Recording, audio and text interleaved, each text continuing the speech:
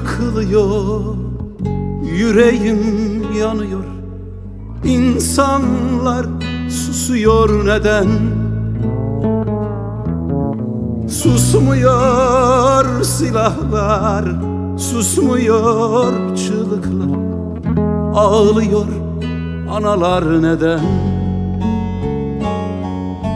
Susmuyor silahlar, susmuyor çığlıklar. Ağlıyor analar neden?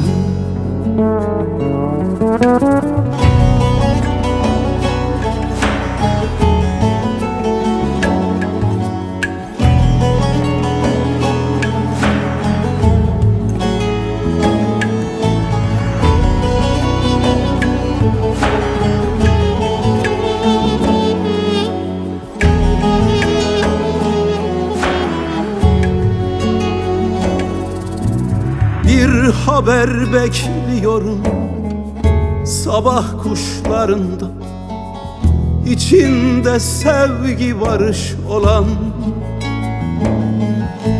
Bitmiyor savaşlar, bitmiyor kıyımlar. Ağlıyor çocuklar neden? Bitmiyor savaşlar, bitmiyor kıyımlar. Ölüyor çocuklar neden? İçimi kemiren anlamsız önyargılar, ötekileştirmeler, insan öldüren semboller, aptalca çıkarılan savaşlar. Bu suç bizim. Bu suç hepimizin.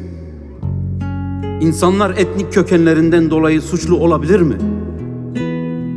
Gözyaşının dini, ırkı ve rengi yoksa neden, ne için, kimin için ölüyor insanlar? Savaşanlar değil, savaşı çıkaran tüccarlar kazanıyor. Bütün istediğimiz, tüm farklılıkların eşit hak ve özgürlüklerinin olduğu, ezenin ve ezilenin olmadığı bir dünya. Ezenin, ezilenin olmadığı. Bitmiyor savaşlar, bitmiyor kıyım.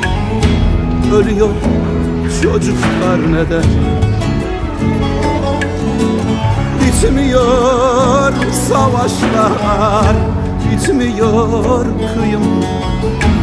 Ölüyor insanlar neden? Bitmiyor savaşlar, bitmiyor kıyım. Ölüyor çocuklar neden? Bitmiyor savaşlar, bitmiyor kıyım.